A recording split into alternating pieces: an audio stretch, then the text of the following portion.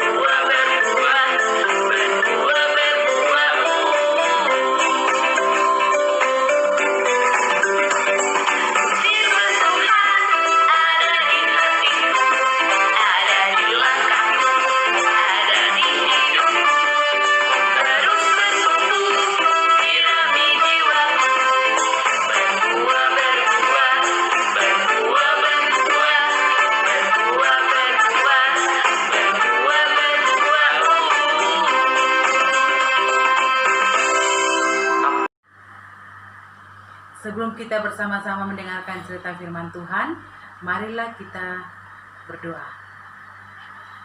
Puji dan syukur, terima kasih Tuhan, di mana hari yang indah ini Tuhan Yesus telah mempersiapkan hati dan pikiran kami anak-anak-Mu untuk siap mendengarkan firman-Mu. Urapilah kami dengan Roh-Mu yang kudus, agar firman yang kami dengarkan tertanam dalam hati kami, menjadi pedoman pelita kami dalam menjalani kehidupan kami sebagai anak-anak Tuhan di dunia ini.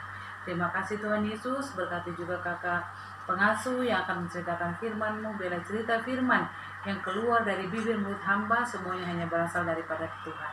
Inilah doa kami Tuhan yang kami alaskan dalam nama Tuhan Yesus kami berdoa. Amin. Baiklah adik-adik, firman Tuhan yang datang pada kita pada saat ini yaitu Rut 4 ayat 1 sampai 22. Dengan judul cerita kita, Rut menjadi istri Boas. Itulah cerita firman Tuhan pada saat ini yang akan kakak Eti ceritakan buat anak-anak sekolah minggu. Baiklah, sebelum itu kakak Eti mau bertanya kepada anak-anak, siapa yang tahu siapa itu Rut? Siapa yang dapat menceritakan kembali kisah dari Rut? Ya, Rut adalah istri dari Mahlon, anak Naomi, di mana pada saat itu anak dari Naomi itu yang bernama Mahlon, yaitu suami dari Rut, sudah meninggal. Tapi Rut tidak meninggalkan Naomi. Rut tetap dengan setia mengikuti Naomi kemanapun Naomi itu pergi. Rut dan Naomi adalah kedua wanita yang masih dilanda duka karena kehilangan seseorang yang sangat dikasihi. Rut kehilangan suaminya yaitu Mahlon, dan Naomi kehilangan anaknya yaitu suami dari Rut yang bernama Mahlon. Tapi walaupun mereka hidup dalam keadaan duka, mereka tetap dikasihi oleh Tuhan dan mereka sangat mengasihi Tuhan. Sehingga kasih sayang Tuhan dan penyertaan Tuhan selalu hadir dalam kehidupan mereka. Bukti dari penyertaan Tuhan buat Naomi dan Rut yaitu dengan menghadirkan Boas dalam kehidupan mereka. Siapa itu Boas? Ya adik-adik, Boas itu sebenarnya masih mempunyai hubungan keluarga dengan Mahlon, ya, yaitu mempunyai hubungan keluarga dengan anak dari Naomi, yaitu suami Rut yang bernama Mahlon. Pada tradisi saat itu, tradisi Naomi dan Rut pada saat itu, jika seseorang wanita yang suaminya telah meninggal, mereka bisa menikah kembali dengan keluarga dari suaminya itu. Ya, menikah dengan keluarga dari suaminya. Jadi itu Boas masih mempunyai hubungan saudara dengan Mahlon. Ya, di manakah Boas dan Ruth itu bertemu? Ya, pada saat itu Ruth sedang memungut jelai di ladang kepunyaan Boas. Pada saat itu Boas melihat Ruth dan mereka berbincang-bincang di ladang itu. Ternyata Boas ini mempunyai hati yang baik, seorang laki-laki yang bertanggung jawab dan baik hati, sehingga Ruth juga menyukai Boas. Dan singkat cerita, Boas dan Ruth menikah. Ya, itulah tanda penyertaan Tuhan dalam kehidupan Ruth, menghadirkan seorang laki-laki yang baik hati buat Ruth dan Naomi. Ya. Dan pada saat itu setelah mereka menikah, singkat cerita mereka menikah, Ruth mengandung anak lagi dan anak itu bernama Obed. Siapa itu Obed? Ternyata Obed ini yang akan menjadi kakek dari Daud. Semua tahu siapa itu Daud? Ya, Daud itu adalah Raja Israel yang merupakan bagian dari silsilah Yesus Kristus, keturunan dari Yesus Kristus. Berarti Ruth dan Boas ini dipakai Tuhan, ya, sangat besar dalam kehidupan Naomi. Mereka berdua adalah suami istri yang diberkati oleh Tuhan, sehingga keturunan mereka merupakan keturunan yang diberkati oleh Tuhan, yaitu mulai dari Obed yang akan menjadi kakek dari Daud, dan Daud ini merupakan bagian dari silsilah Yesus Kristus. Itulah penyertaan Tuhan dalam kehidupan Ruth dan Naomi. Jika kita anak-anak Tuhan tetap berserah kepada Tuhan, apapun yang kita alami, Tuhan pasti tidak akan pernah meninggalkan kita. Tuhan pasti selalu menyertai kehidupan kita. Dalam langkah-langkah kita, apapun yang kita hadapi, Tuhan selalu ada buat kita. Seperti Ruth dan Naomi, menghadirkan Boas yang bertanggung jawab dan baik hati untuk menjadi suami dari Ruth. Dan mereka juga tetap bersama-sama dengan Naomi. Mereka memperhatikan Naomi, sehingga kehidupan Ruth pada saat menikah dengan Boas berkecukupan. Ya, semuanya dipenuhi oleh Tuhan, diberkati oleh Tuhan, dan Tuhan tidak meninggalkan mereka. Ya adik-adik, lihatlah orang-orang di sekeliling kita yang menjadi bukti dari cinta kasih Tuhan dalam kehidupan kita. Siapa mereka adik-adik? Semua ingin tahu siapa mereka? Ya, mereka adalah orang tua kita, kakak kita, adik kita, keluarga kita, siapapun di sekitar kita. Itu adalah bukti cinta kasih Tuhan dalam kehidupan kita, di mana mereka sangat menyayangi kita. Oma, opa, nenek, kakek, mereka pasti menyayangi kita. Seperti itulah Tuhan tidak pernah meninggalkan kita.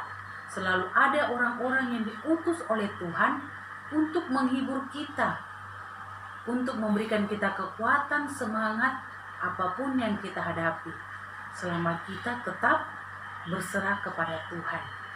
Nah adik-adik, kita juga harus menjadi orang-orang yang peduli dengan sesama kita.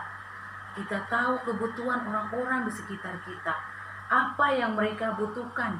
Contohnya, jika kita melihat mama atau papa bekerja, kita pasti melihat, oh mama butuh dibantu. Jadi kita mendekat, ma apa yang perlu saya bantu. Itulah bukti kepedulian kita kepada sesama kita. Ya, contohnya Ruth. Ruth yang memungut jelai, Tuhan Yesus menggerakkan hati Boas untuk membantu Ruth. Di mana jelai-jelainya itu, apa yang Ruth pungut itu, Boas membantu menambahkan lebih banyak lagi buat Ruth. Itu karena Tuhan yang menggerakkan hatinya. Jadi adik-adik, kita juga harus mau melihat orang-orang di sekitar kita yang membutuhkan pertolongan kita. Apalagi di saat ini, saat-saat kita mendekati hari kelahiran Tuhan Yesus, yaitu hari Natal, kita pasti rindu untuk berkumpul di gereja, beribadah, merayakan Natal seperti dulu, latihan menyanyi, latihan dance, atau apapun yang kita lakukan, kita selalu, apalagi setiap mendekati Desember, pasti kita sukacita ingin menyambutnya. Tapi karena saat ini corona, kita masih dibatasi keluar rumah, kita masih belum bisa berkumpul, kita harus tetap berserah kepada Tuhan. Yakinlah bahwa suatu saat nanti ini semua akan berakhir. Kita juga semua akan berjumpa. Bukti peduli cinta kasih Tuhan kepada anak-anak sekolah minggu, Tuhan mengutus pengasuh-pengasuh sekolah minggu, di mana pada minggu yang lalu, baru-baru ini ya, hari Selasa dan Rabu, pengasuh sekolah minggu dengan penuh sukacita mengunjungi anak-anak sekolah minggu di rumah masing-masing, membawa bingkisan Natal, menghibur anak-anak sekolah minggu, berdoa bersama, menyanyi bersama. Itulah bukti cinta kasih Tuhan buat anak-anak sekolah minggu, bertemu dengan pengasuh sekolah minggu, menceritakan apa yang dirasakan selama ibadah online. Ya, itulah bukti cinta kasih Tuhan dalam kehidupan kita.